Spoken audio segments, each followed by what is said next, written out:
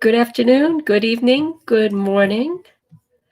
It looks like we have some people here waiting to see if you could say hi in the chat, just so we can make sure that this is working.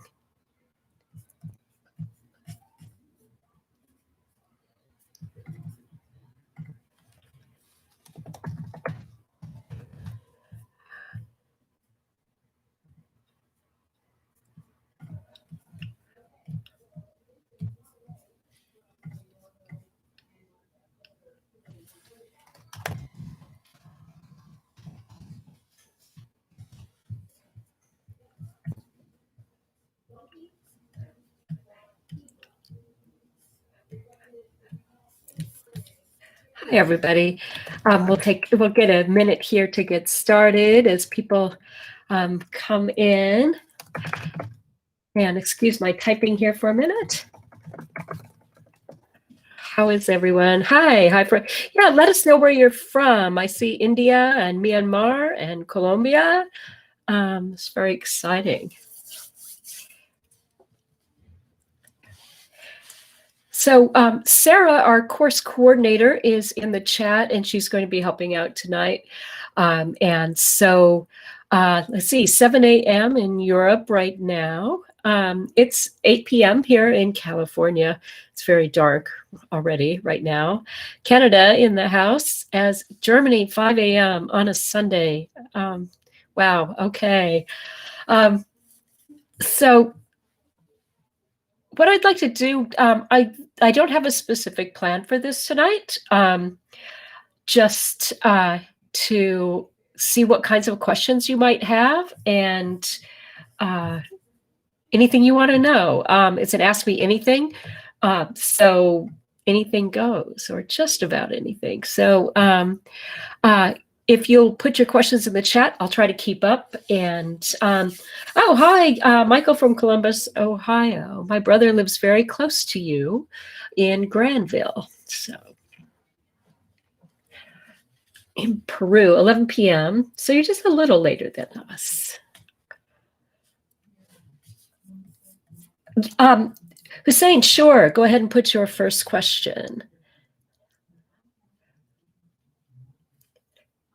So I hope everyone's doing well and healthy. I'd like to hear what classes you're taking too, if you don't mind saying which courses you're in.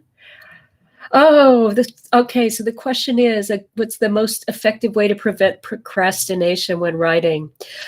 That's a really good question, because I think all of us procrastinate, and I don't think it's always that tragic. We procrastinate a little bit. Sometimes it helps give it that little shot of adrenaline we might need in order to get our work done. That said, I do two things to keep on top of my own writing and make sure that I'm staying on time. I'm going to adjust my camera just a little bit. First thing I do is something called time blocking. I sit down with my calendar every morning, and I sketch out times on my calendar where I say what I'm going to do.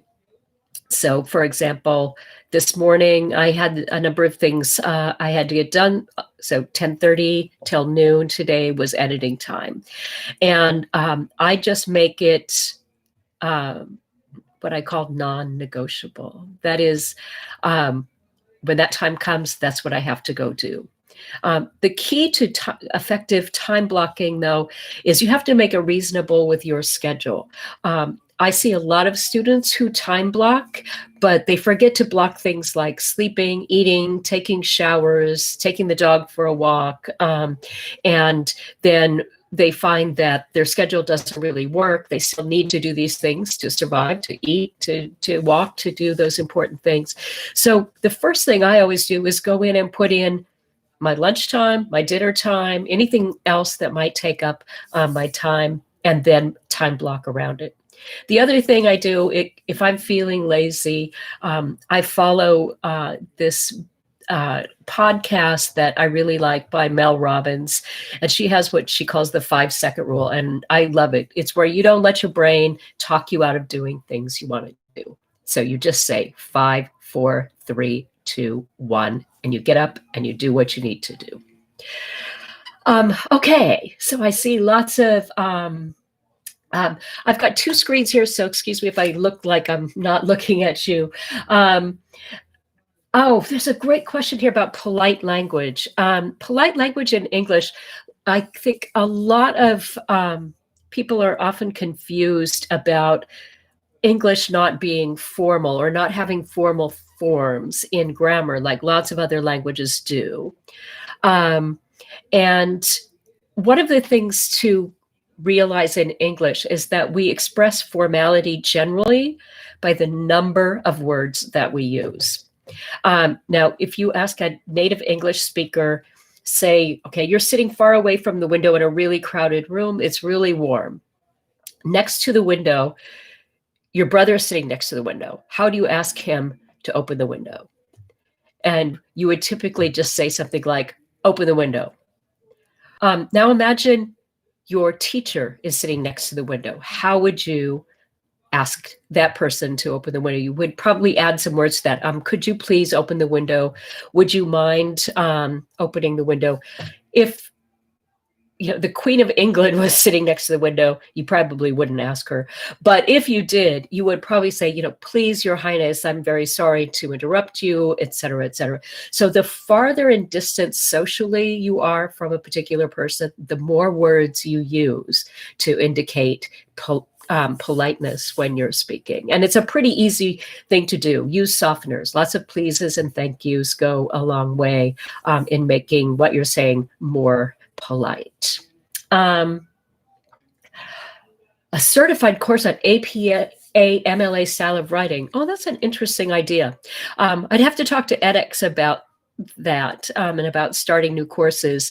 But there's certainly a lot to learn with that. Let's see. I'm just looking at your questions over here. And also interested in more specific literature courses. I used to teach on edX a series of courses that were called Book Club. And every month we would read a different book together and talk about it. It was fairly small population that joined. So edX decided not to continue it, but it's actually something I want to continue on my own website. And so if it's something that interests you, let me know. We will put maybe a survey out to see if people are interested in reading some kind of classics of literature and talking about them. Recommendations for high school students trying to publish literature. That's such a great question. I'll say not just for high school students, for anybody who's trying to publish. Publishing is, first I'm going to tell you, publishing is not as hard as you think it might be, especially these days. There are so many opportunities. And one of the things that I would recommend is start looking around at small newsletters or journals or magazines that are very specific to an interest you have. Those are often the best place to get started. My very first published piece that I got paid for, not an academic piece, but in a magazine, was actually because I was really interested in the language of baseball and how a lot of American idioms actually come from baseball, especially around the turn of the 20th century. And so I wrote an article about language and baseball, and a magazine was really interested in it. It's a very specific topic, but it was something I really liked. If you're writing fiction, look around on the web. There's lots of magazines and journals and places that you could submit fiction or poetry and have someone look at it. And even if they don't publish it, you might get some great suggestions. What goes on behind the scenes in the creation of books? Also,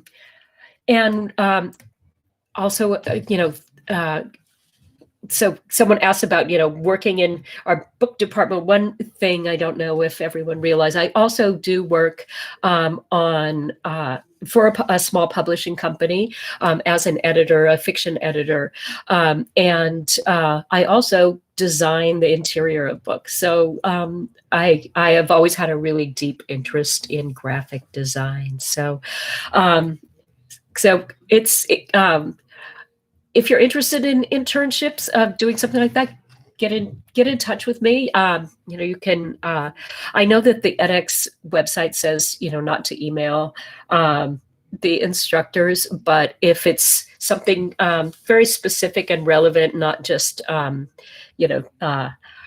kind of random email. I do get really overloaded with email. I'd be happy to hear if you're interested in that.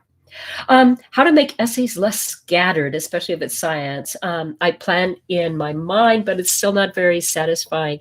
Organization is so key. And I will tell you, it's a problem almost all writers have. Because when we think, we don't think in words and organized paragraphs and so forth. We're really thinking in images and ideas and thoughts that are connected, but sometimes rather loosely. So I don't know which course all of you are taking. One of the things I recommend, I do recommend outlining. I don't particularly like it myself, but I know when I'm stuck, it really helps. And sometimes it really helps for me to start in the middle rather than at the beginning. I think the middle of our essays are often kind of the information we really know and want to get across. It's the introduction and conclusion that trip us up. And so I highly recommend sitting down, just start writing the middle, write an outline. I'm very orally oriented. I like listening to things as well as reading them. So I also have my computer read my paper back to me. I just use the text to voice option on my computer, paste my writing in there, and then I listen to it as I read along. And I can actually really hear where I think things don't make any sense or I've gone off the rails. And of course, always have someone else read things for you. Get a friend or a family member to look at your things. If you can, convince them, buy them a cup of coffee or something in exchange. Because often things that make perfectly good sense to us don't make sense to someone else. And I will also say, interestingly enough, one of the problems I think we all have with writing is it's very personal to us. And so when someone gives us criticism, we don't like to listen, or we think they're wrong. So what I always do, I have this experience all the time. An editor sends back something, writes some comments, says this paragraph doesn't make sense, or this chapter doesn't belong here. And then I won't say angry, but I'm annoyed and I think they're wrong. And then I put it away for a day, and then I come back and I read the comments again. And sure enough, they're often right. And so it really does help to get someone to read and give you comments, but then you also need to really listen and take it to heart and really think about what they're saying and why your writing is not making sense to them. Okay, most effective ways to improve grammar. I'm going to tell you a way that's not effective, in spite of what a lot of teachers may have told you.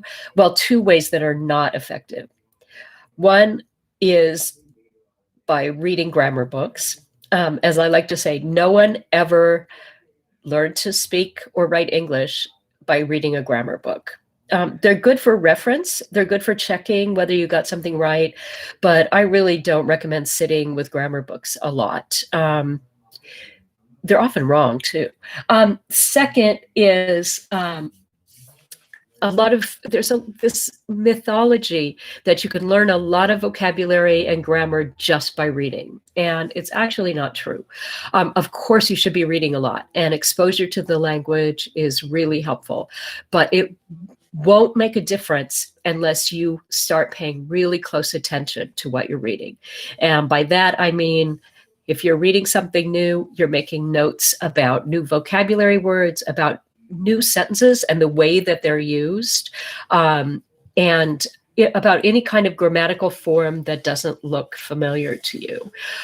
And I really recommend keeping a notebook or a file on your computer, and just keep track of those things you notice when you read. But if you just read, it's not going to sink in. You might get it briefly, and then you'll forget. So you really need to do something purposeful. Write it down, think about it, review it a lot, and then you'll start to kind of, see some trends in your own writing about like what kinds of things puzzle you or are problematic the most.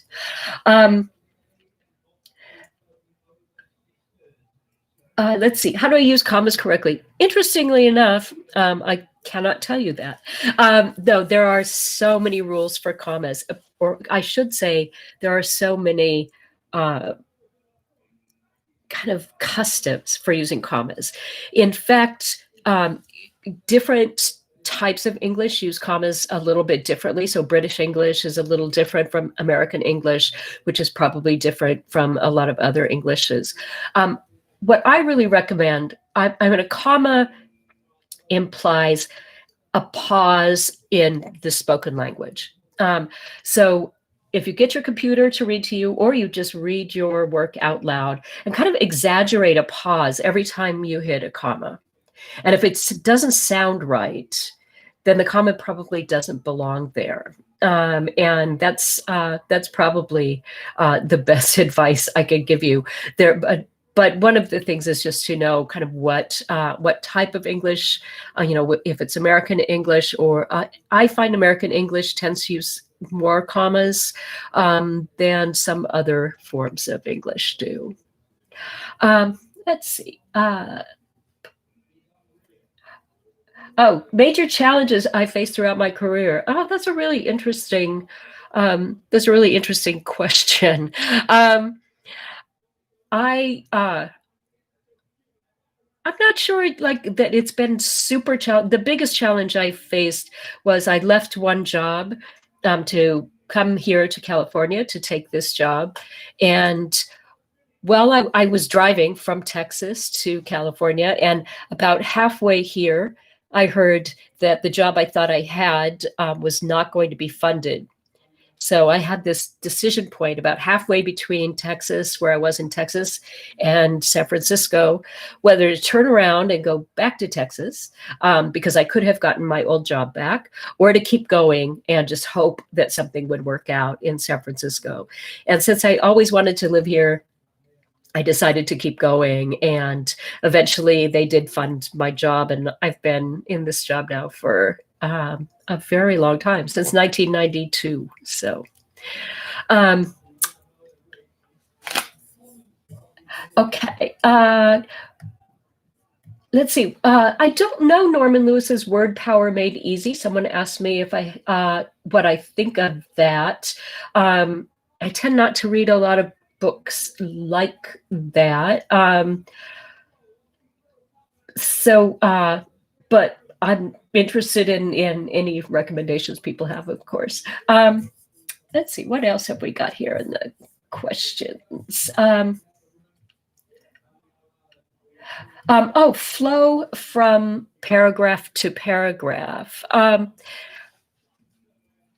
There's this great trick for checking how your paragraphs are fitting together.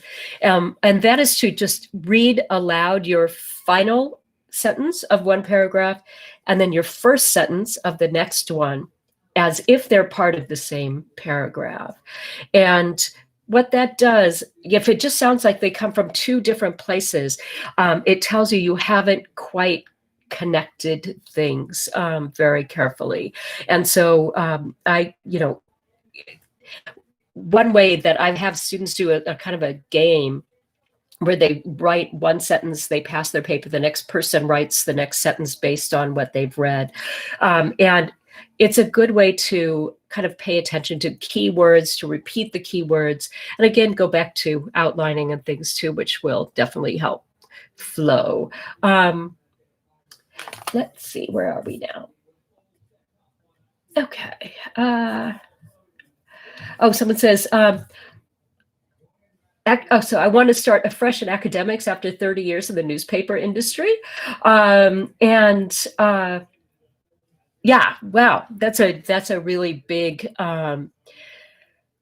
big change. I can imagine. One of the things to really think about is, what kind of experience you have that you could bring to the classroom, and to get some volunteer experience in, if you can, teaching or tutoring or being a teaching assistant. I find often in my job right now, at the university, I hire instructors, and in the process of getting applications, we often get applications from people in journalism or in other parts of the industry where writing is involved, with this kind of assumption that they have experience writing, so therefore they would be good writing teachers. And often it's really clear from their materials, they don't really know what the connection is between being a professional writer and teaching someone else who isn't a professional writer how to be an effective writer. And so any kind of experience that you can get helping to teach, because I know, I would say, of the people that we reject from teaching in our department, it's primarily, they can be fabulous writers, loads of publications, lots of experience in the industry, but there's not any evidence they've really sat down and really tried to teach a group of 18-year-olds who are maybe don't even like the idea of writing that much and are not enthusiastic. So transition from writing nonfiction to writing fiction. That's a great question. And I say that because most of my life I've written nonfiction. I have a novel finished right now that will be published soon, as soon as I get the final edits done. And it was an interesting transition. One of the things, I think the connection between nonfiction and fiction writing is you really do need, in both areas, remember you're a storyteller. And even when you're writing nonfiction, even if you're writing a scientific article, you're telling a story. You're telling the readers kind of what happened in the beginning and a middle and an end. And so if you can bring that from your nonfiction into your fiction, the other advice I have is, when writing fiction, you'll hear all these things about write what you know and all that. It's crazy. Write what you want to write. Whether you want to write fantasy or romance or realistic fiction, just really write what you're comfortable with and what you want to write, and let your imagination take over. But again, I would say take some workshops. If you've never written fiction before, in my work as an editor, I sometimes see submissions that we get for fiction where there's some really basic things about fiction that are about craft that you really do need to know. For example, I've dealt with books where the timeline makes no sense, or even the simple actions of a person doing something make no sense. For example, someone's sitting at a counter at a restaurant and the server comes and takes away their coffee cup, but in the next paragraph, the customer is putting a tip under the coffee cup. And it's like, well, didn't the server just take that coffee cup away? So when I'm writing fiction, I actually try to sit and act out a lot of the scenes so they make sense. And so, but I do recommend, I've taken lots of workshops in fiction writing before I decided to start writing fiction. There's a lot of things to learn about it that aren't part of nonfiction either. Oh, methods to increase vocabulary. Yeah, keep a journal of new words based on relationships. There is a lot. English language has like ridiculous number of words, and we've got, these things called active and passive vocabulary. So active vocabulary are those words that we use, in our everyday life, and that actually is fairly small. And then there's our passive vocabulary, those words where that we might read in a book or magazine or newspaper, and we recognize them and know what they mean, but we don't actually ever use them in our own writing or speaking. And a lot of vocabulary development has to do not necessarily with using new words, but taking those words that are in your passive vocabulary and making them active. And so I like the idea of keeping a journal, as you mentioned, but I think rather than keeping a journal of like brand new words, keep a journal of words that you know but never use. And it's pretty easy to recognize those. You see them in the newspaper, or you see them in a novel or something, and kind of say, oh yeah, I love that word. Why don't I ever use that word? And it's a lot easier than trying to take on a lot of like brand new words. And often, I mean, I see this in a lot of beginning writing students. I call it the thesaurus has exploded sort of phenomenon, where so caught up in using new words that the writing is just kind of this jumble of weird, odd words that no one would normally use together. So you want to keep it as natural as possible and not just kind of come out with your new word of the day. Let's see, what else do we have here? Any advice to write more formally? Well, there's kind of a tendency. I'm not going to say it's a rule, but it is a tendency in English, and it requires knowing a little bit about the history of English, actually, that words with Latin roots tend to be considered more formal than those with Anglo-Saxon roots.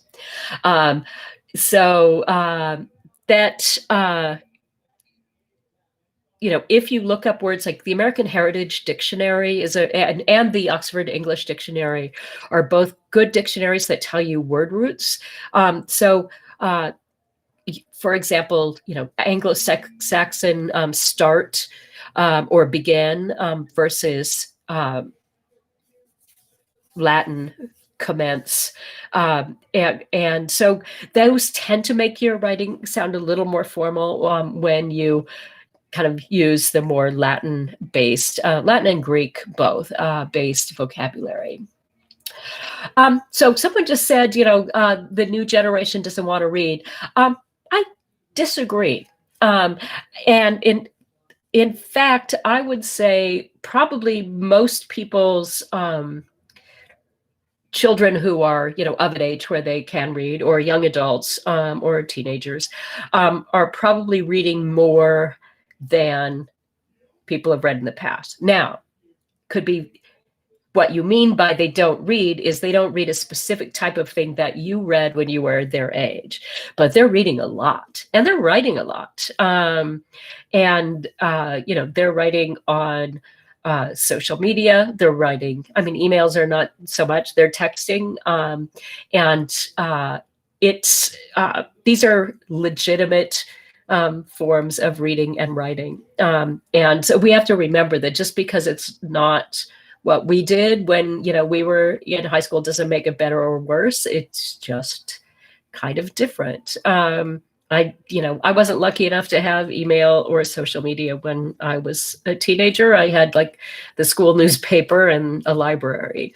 But I think I actually have told some of my friends if they ever hear me say things like kids these days, that they take me out, buy me a cup of coffee and tell me it's time to quit my job, because I actually really appreciate how hard the this, like any new generation, works. We don't make it easy for young people all the time. So that's just my little opinion there. So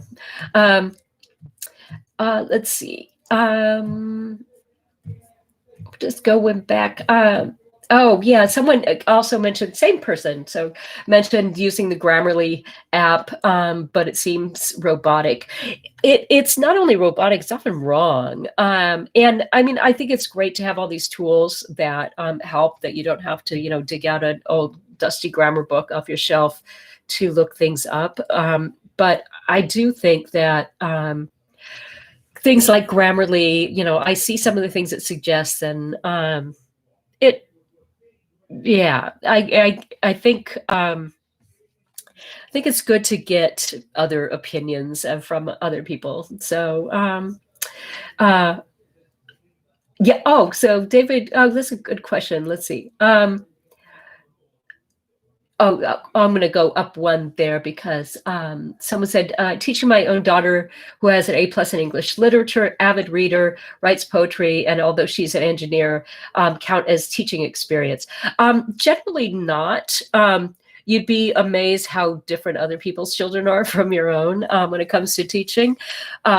So I really do suggest, if you want to teach, there should, in most communities, there's some, I mean, right now, of course, it's very difficult depending on what the pandemic situation is for you. We're in kind of extreme lockdown and quarantine right now here in California. But under normal circumstances, there should be lots of tutoring opportunities available in the community. Most communities have ways for that to happen, either through informal civic groups or even just, offering tutoring services. But most places that are a decent place for students to learn and teachers to teach, want to hire people that know a little bit about educational theory, about how human beings learn, what the psychology of learning is a little bit, and what the process is for learning. Because not all people learn in the same way. That's why I say you'd be surprised how other people's kids don't learn the same way your kids do, because there are a lot of differences among a group of, say, 30 students in a room is a very different challenge than, one or two or even 4 or 5 of your own children. Okay, so this was a really good question here. David Wynn says, how are words created, and if words are constantly created, would this overwhelm everyone? Are words ever removed? Words are constantly removed, and they're removed simply because people stop using them. And they're created because people start using them or invent them or pull them up out of someplace and start using them. So think about most new vocabulary comes out of new technology and creations that come. So think about, all the technology around us now and all the vocabulary that had to be created surrounding all these new things in our environment. Of course, vocabulary, say, that surrounded the idea of, let's say, telegraphs or horse and buggies, things like that. There's probably a lot of vocabulary that was used for those things that we don't use anymore because there's no need. I mean, this is why before things went online, the Oxford English Dictionary was literally volumes and volumes and volumes, because it catalogs all the words, whether they're no longer used or they're still used or they're new. And so, yeah, so it's a really good question, though. There's a really good book I recommend to all of you. And in fact, I'll type it in the chat so you can see it. It's called The Mother Tongue. I think that's what it's called. It's an older book.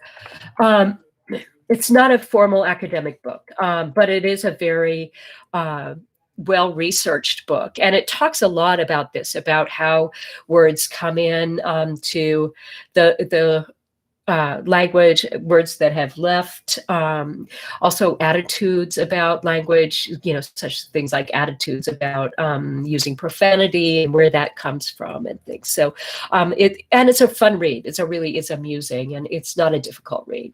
Oh, there's my favorite question, Laura. How to know which preposition to use. And I'm not kidding. That is my favorite question, because I find prepositions endlessly fascinating.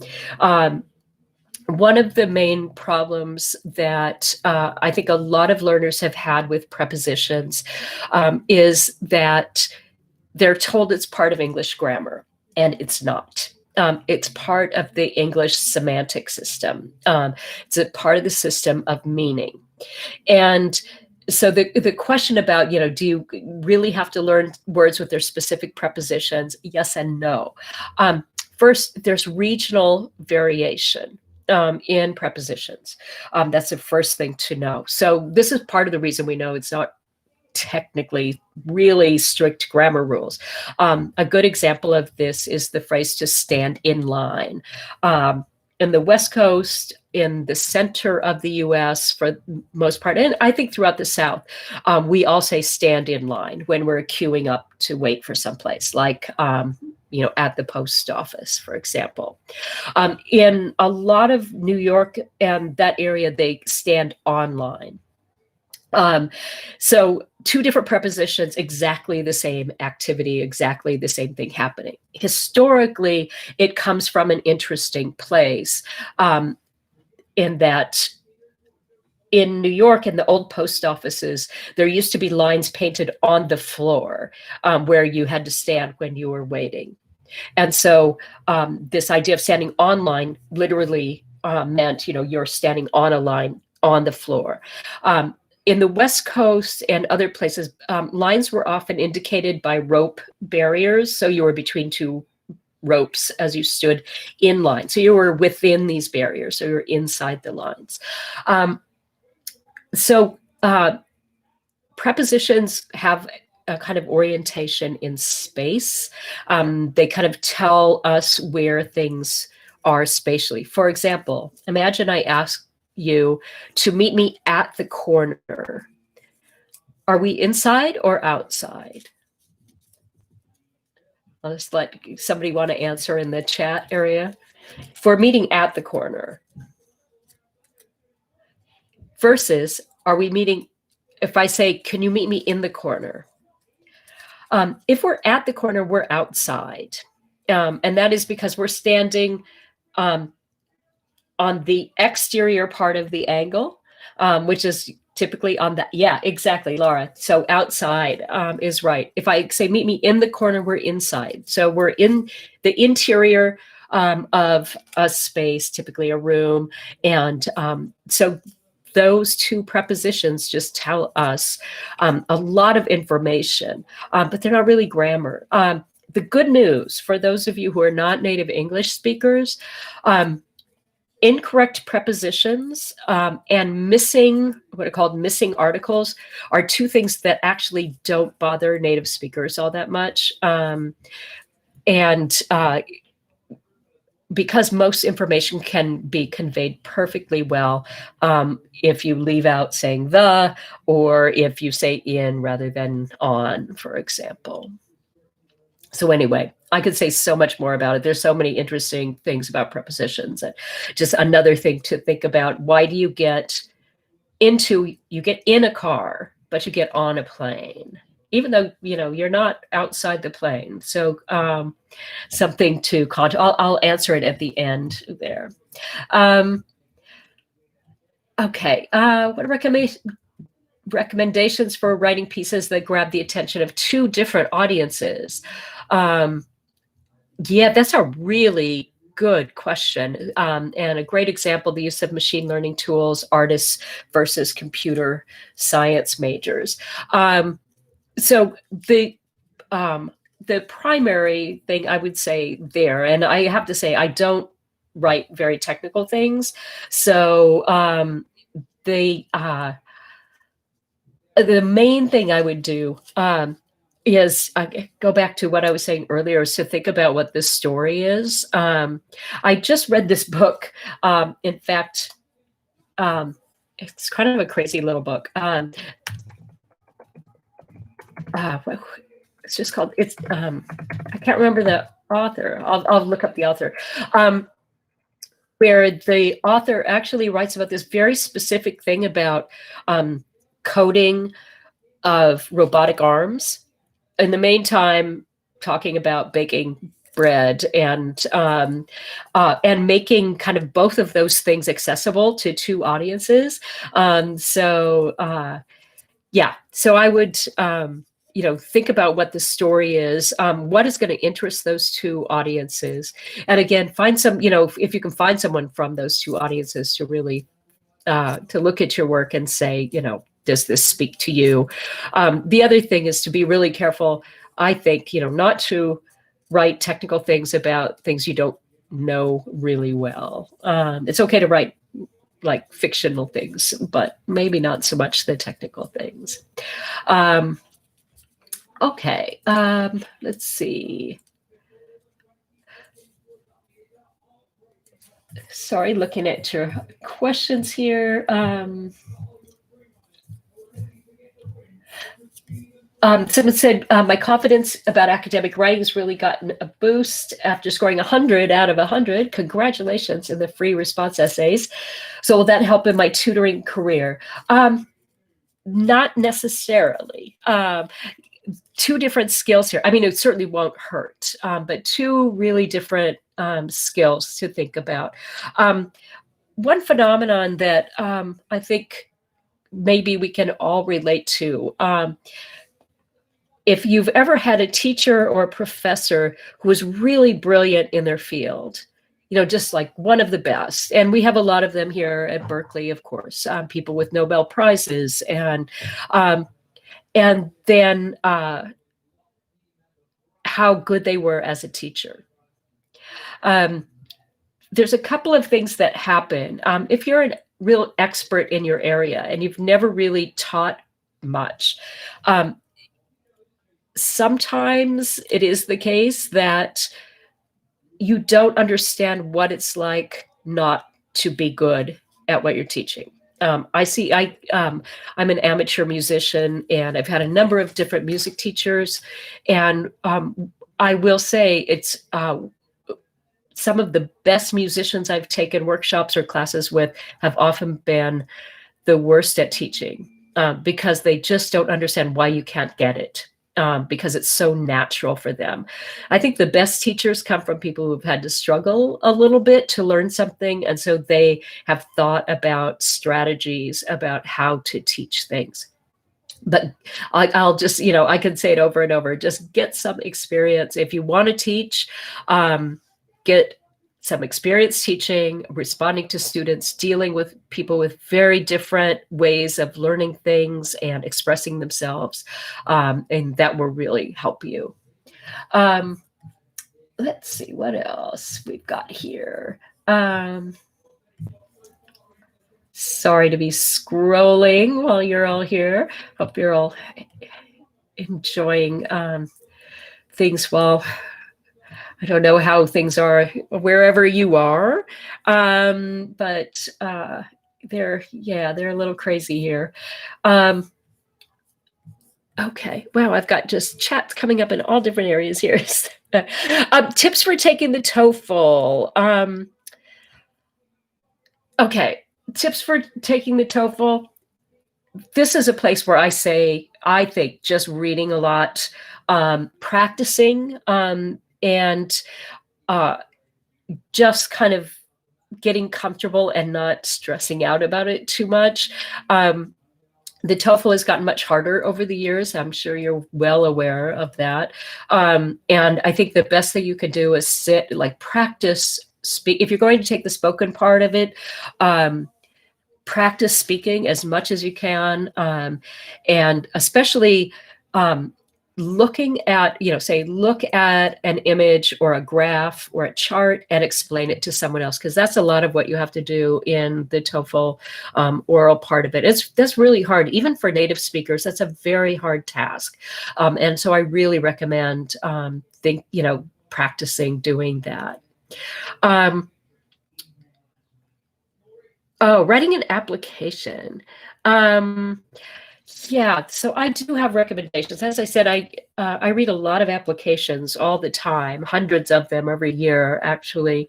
And the ones that fail the most are ones that are not specific and do not give specific examples.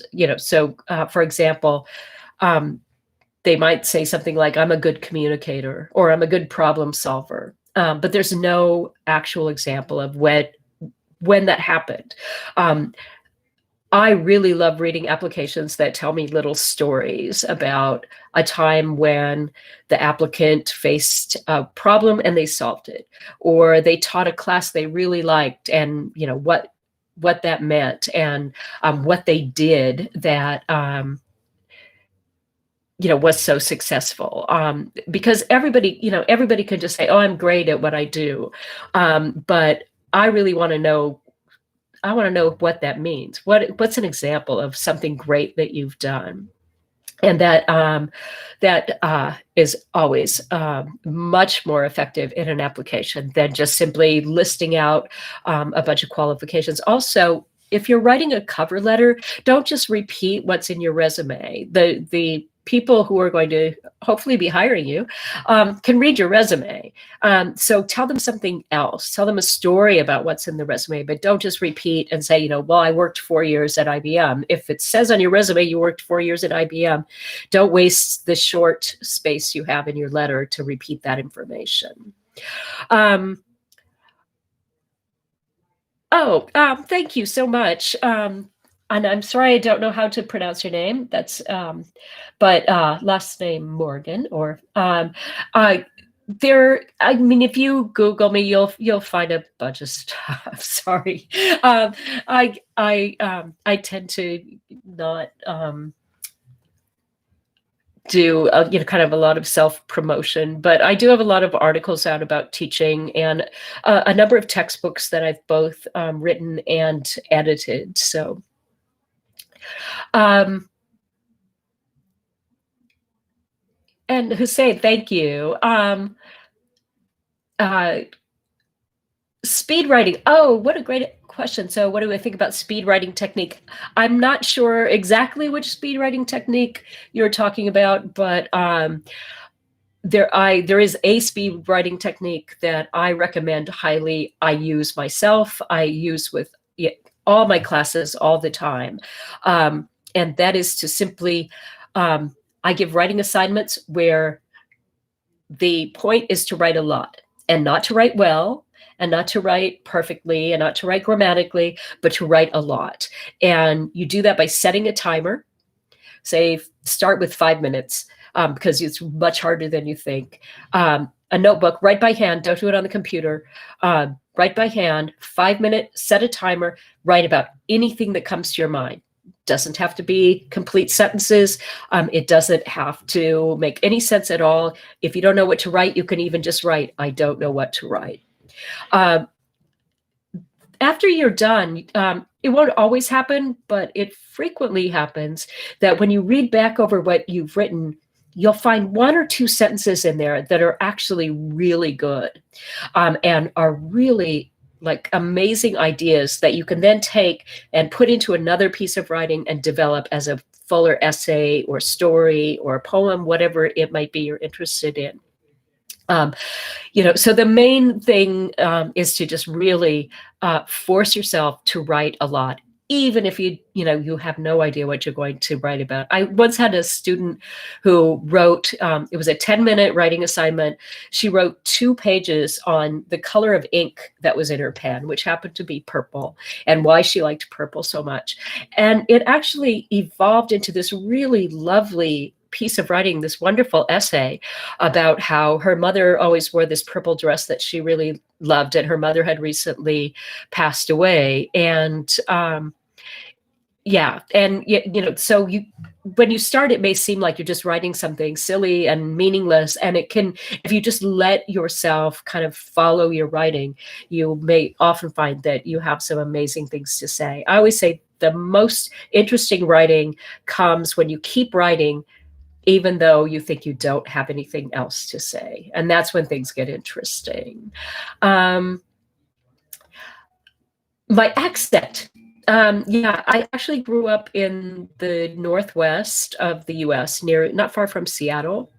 I grew up in a very rural area. And so part of it is that, but I've also lived in lots of places, including France and the East Coast. I lived in Boston for a while, and I lived in Texas for a while as well. And some people, I met a person once who could actually hear all of those things in my accent, which I found amazing. But this was someone who didn't know me at all and who said, you sound like you're from the West Coast, but maybe you've lived in Europe. And I was kind of just stunned. But anyway, we've got just, excuse me, a few minutes left. Excuse me, David. So yeah, editing yourself, if you don't know what correct is, how do you edit yourself? It's really hard. I mean, I will say it is really hard. There are some techniques people use. One is to edit what's called editing backwards, like do sentence at a time, start at the end of your paper, because often, because basically you have to trick your brain. One of the main problems people have with editing is you know what you wrote, you know what you intended to write, and when you read your own writing, your brain actually fills in the correct things, even though the incorrect things may be on the page. And it happens to me all the time. I can look at the same piece of writing like 40 times that I've written. I can think everything is absolutely 100% correct. I send it off to a coworker and ask her to look at it, and she's like, she finds 3 things that are wrong. And so yeah, so the backwards technique, doing a sentence at a time from the end, kind of prevents you from kind of reading ahead, which is how we often fill in information that's not actually on the page. That's one way of doing it. I cannot emphasize enough listening to your paper, because if you misspell something, if you have a subject-verb agreement problem, you might be more likely to hear it than to read it. So have your computer read it to you, have a copy in front of you with a marker, and mark things that don't sound right when you hear it. Let's see. Is it possible to support yourself as a freelance writer, writing books more profitable? It's possible. It depends on your lifestyle and what you expect. It's not easy.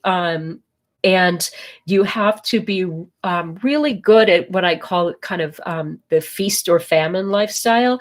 I have a lot of friends who are freelancers, and it's often the case that they'll have nothing to do for a month, and then all of a sudden they'll have more jobs than they can handle, and they're staying up, 20 hours a day trying to get everything done. But they don't want to say no to any projects, because they know that could come a time when they won't have any projects again. I think it's always good, if you're going to go into writing as a profession, it's good to have another job at the same time. A lot of the greatest writers out there kept their day jobs, as they're often said, while they developed their writing, because it is really hard, and it's not well paid. If you think about it, very few books out there can really hit the big bestseller lists. It seems like there's a lot of them, but there's really not, compared to the number of books that get written. And it's hard to make a lot of money writing these days. I'm often surprised to see that, for example, magazine. Like, I started out doing magazine writing primarily, and I don't think that pay has changed all that much from when I started writing for magazines in the late 1980s. I see people getting paid the same amount now that I got paid then. So it's not an easy one, but it's and you have to be very self-motivated.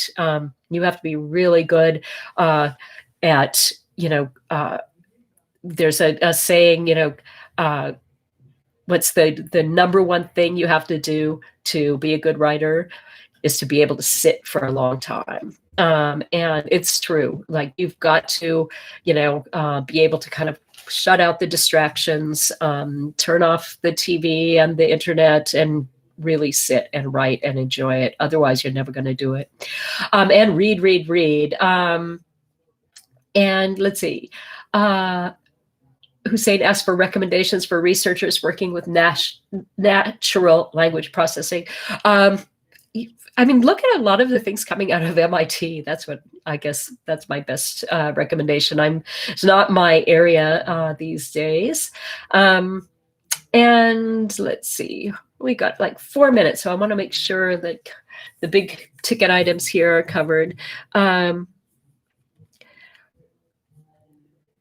Okay, read English newspapers. Yeah, there's so much reading out there that you can do these days. And also, if there is a pretty strong tie between like oral ability in a language and reading ability as well. And by that I mean, if you're not a native English speaker and you like to read in English but you don't like speaking in English, get more comfortable speaking in English. It will actually help your reading, and vice versa.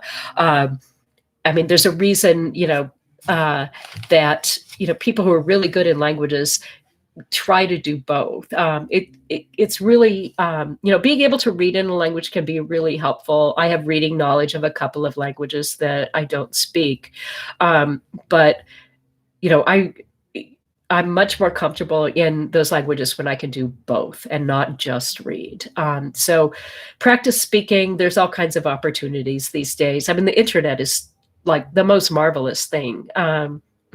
Those of us of a certain age, when we were learning foreign languages in college, had to just rely on textbooks and cassette tapes of native speakers. Now you can just go to YouTube and find videos from, any language you want practically, and really listen to hear what that language sounds like, and so forth. So, let's see.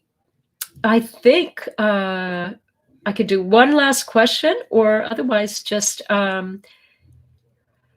English for journalists. Yeah. So the English for journalists class, some of you may be in it. It says, how do you practice all the skills? It's hard. That class is, I will say this, that class is so filled with activities and things to do. And this is what happens when you have a group of 10 people create a course together, which is how the English for Journalists class came about. I worked together with a team in Eastern Europe.